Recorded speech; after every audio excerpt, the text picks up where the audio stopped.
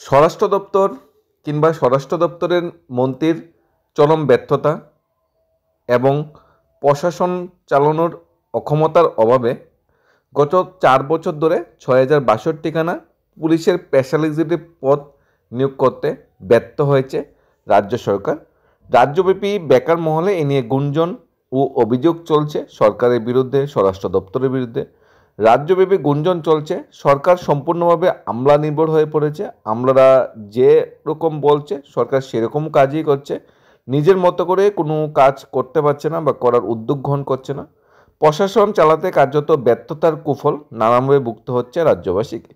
অভিযোগ সরকার এতটাই আমলা নির্ভর হয়ে পড়েছে যে মন্ত্রিসভা গৃহীত সিদ্ধান্ত মাসের পর মাস, বছরের বছর কার্যকর করতে পারছে না সরকার। এরকম অনেক সিদ্ধান্ত হয়ে আছে গত 3-4 বছর ধরে হয়েছে, যেগুলি এখনো বাস্তবে কোনো রূপ নেয়নি। আমলাদের বারবারন্ত এতটাই মাথাচাড়া দিয়ে উঠেছে যে 2-1 মন্ত্রীকে ছাড়া শিক্ষক মন্ত্রীকে আমলারা কার্যত পাত্তাই দিচ্ছে না। রাজ্য প্রশাসন এই ধরনের অচল ব্যবস্থা ও আমলাতন্ত্রের বারবারন্ত ইতিপূর্বে রাজ্যবাসী দেখেনি বলে রাজ্যব্যাপী বিভিন্ন মহলে গুঞ্জন চলছে। 1-2 মন্ত্রী ছাড়া বিভিন্ন অন্য ডিপার্টমেন্টের মন্ত্রীকে আমলারা পাত্তাই দিচ্ছে না। নিয়োগ বা চাকরি তো অনেকটা দূরের কথা। এরা এরকম বারবারন্ত আমাদের ত্রিপুরা রাজ্যে আগে দেখিনি। অভিযোগ আমলাদের বারবারন্ত এতটাই যে খোদ মন্ত্রী অফিসের একাধিক অফিসার বুথ থেকে গভীর রাত পর্যন্ত সরকারি গাড়ি ব্যক্তিগত কাজে ব্যবহার করছে। মহাগণে এমনও 2-1 অফিসার কর্মরত আছেন যারা অবৈধভাবে বিদ্যুৎ খাটিয়ে নিজ বাড়িতে পর্যন্ত ভিআইপি বিদ্যুৎ সংযোগ লাগিয়ে নিয়েছে। মহাগণে অভিযোগ গুঞ্জন চলছে এমন 1-2 অবসরত অফিসার আছে যারা অবৈধভাবে বিদ্যুৎ সংযোগের পাশাপাশি অন্যান্য সুযোগ সুবিধাগুলি নিচ্ছে। আমলাতন্ত্রে বারবারন্তে সাধারণ ডিও, এসডিএম, জেলাশাসক, ডিরেক্টর এমনকি মহাগণ প্রশাসন থেকে সাধারণ প্রশাসন পর্যন্ত কিছুই করতে পারছে না। মাসের পর মাস ফাইল টেবিলে করছে। এরকম একটি ফাইল হলো স্পেশাল এক্সিকিউটিভ নিয়োগের ফাইল, যে ফাইলটা আমলারা মাসের পর মাস টেবিলে ঘুরাচ্ছে। মাননীয় মন্ত্রীর কথা পর্যন্ত বার্তা দিচ্ছে না, মাননীয় মন্ত্রিসভার কথা পর্যন্ত কার্যকর করছে না। বিভিন্নভাবে ভুল বুঝিয়ে সরকারকে স্পেশাল এক্সিকিউটিভ নিয়োগে বাধা ক্রিয়েট করছে বা বাধা সৃষ্টি করছে, যাতে স্পেশাল এক্সিকিউটিভ নিয়োগ না করা যায় বা নিয়োগটা যাতে ডিলে করা যায়। এটি কিন্তু রাজ্যব্যাপী বর্তমানে গুঞ্জন চলছে। স্পেশাল এক্সিকিউটিভ নিয়োগ নিয়ে ব্যর্থ সরকার, এতে বেকার মহলে সরকারের প্রতি তীব্র ক্ষোভ, অসন্তোষ বিরাজ করছে। কারণ মাননীয় মুখ্যমন্ত্রীর সাথে অন্যান্য মন্ত্রীরা বারবার স্পেশাল এক্সিকিউটিভ নিয়ে মিথ্যা প্রতিশ্রুতি দিয়ে আসছে। শাসক দলের অন্তরেও খুব অসন্তোষ বিরাজ করছে। মহাগণ সূত্রে জানা গেছে স্বরাষ্ট্র দপ্তরের প্রশাসনিক চরম ব্যর্থতায় 4 বছরে 6062খানা স্পেশাল এক্সিকিউটিভ নিয়োগে বিষ বা জলে। জানা গেছে 2022 সালে রাজ্য সরকারের অধীনে পুলিশের অধীনে 6062 পদে স্পেশাল এক্সিকিউটিভ পদে নিয়োগের জন্য বিজ্ঞাপন দিয়েছিল রাজ্য সরকার।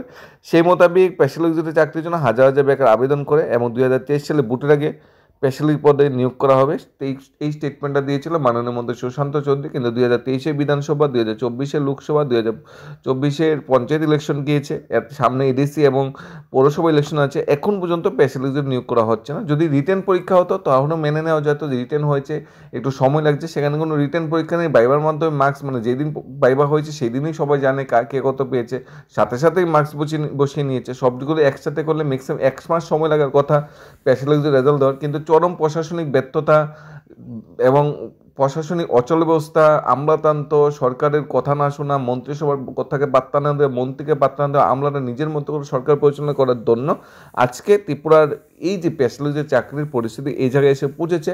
কারণ চাকরি নিয়োগ প্রক্রিয়াটা পুরোটাই টেবিলের পর টেবিল ঘুরছে, কোনো জায়গায় ধামাচাপা দিয়ে বসে আছে। কোনো একটা সোর্স, কোনো একটা আমলা বা মিনিস্টার তো চাইছে যাতে এই নিয়োগটা ডিলে করা যায়। ডিলে করলে হয়তো সরকারের বেনিফিট কিংবা সরকারের লস, দুটোই। কিন্তু চতুর্দিকে বর্তমানে একটা গুঞ্জন চলছে যে আমলারাই এই চাকরি প্রসেসটা আটকে রেখেছে। বর্তমান সরকার সেই আমলার থেকে এই ফাইলটা ছিনিয়ে এনে চাকরি প্রসেসটা কমপ্লিট করতে পারছে না। 2025 সাল শেষ হতে চললো, চাকরির দেখা পাচ্ছে না বেকাররা। এ নিয়ে খুব বিরাজ করছে রাজ্য সরকার। এই মন্তর গতির জন্য প্রত্যেক বছর হাজার হাজার চাকরি প্রার্থীরা বয়সোত্তীর্ণ বেকারে পরিণত হচ্ছে, যার পর কোনো চাকরির কোনো আর উদ্যোগ নেই। প্রশাসনিক অচলাবস্থার জন্য যথাসময়ে কোনো নিয়োগ প্রক্রিয়া সমাপ্ত হচ্ছে না। একই হাল হলো ত্রিপুরা পুলিশের স্পেশাল এক্সিকিউটিভ পদের নিয়োগ প্রক্রিয়া নিয়ে। বেকারদের দাবি অবিলম্বে এই নিয়োগ প্রক্রিয়া সমাপ্ত করতে হবে। বেকার চাকরি হতাশী ভাই বোনদের মা বাবা গার্জিয়ানদের দাবি খুব শীঘ্র স্পেশাল চাকরি প্রক্রিয়াটা কমপ্লিট করতে হবে। বিভিন্ন সরকার বা বর্তমানে সরকার সমর্থিত পার্টির প্রতিনিধিরা এবং যারা আছে মণ্ডল বা লোকালে যারা প্রতিনিধিরা আছে তারাও চাইছে পেশাদার যদি চাকরি প্রচেষ্টা তাড়াতাড়ি কমপ্লিট হোক, কারণ তারাও বেকার খুব বা বেকারদের চাপে তারাও আছে। কেন সরকার সেটা শেষ করছে না? এমএলএরও সেই পথেই হাঁটছে, কিন্তু যেই দপ্তরের মন্ত্রী মানে নিয়োগ প্রক্রিয়াটা কমপ্লিট করবে ওই দপ্তরের মন্ত্রী বারবার বেকারদের বিভ্রান্ত করছে। কিছুদিন এর মধ্যে যথাসময় হবে, এই যে বিভ্রান্তিগুলি স্টেটমেন্টে দেওয়ার পর চাকরি হতে ভাই বোনদের মধ্যে ক্ষোভটা আরও বেশি বেড়ে গিয়েছে। কেন আমাদের মিথ্যা আশ্বাস বারবার দেওয়া হচ্ছে, কেন আমাদের একটা পার্মানেন্ট সলিউশন করা হচ্ছে না?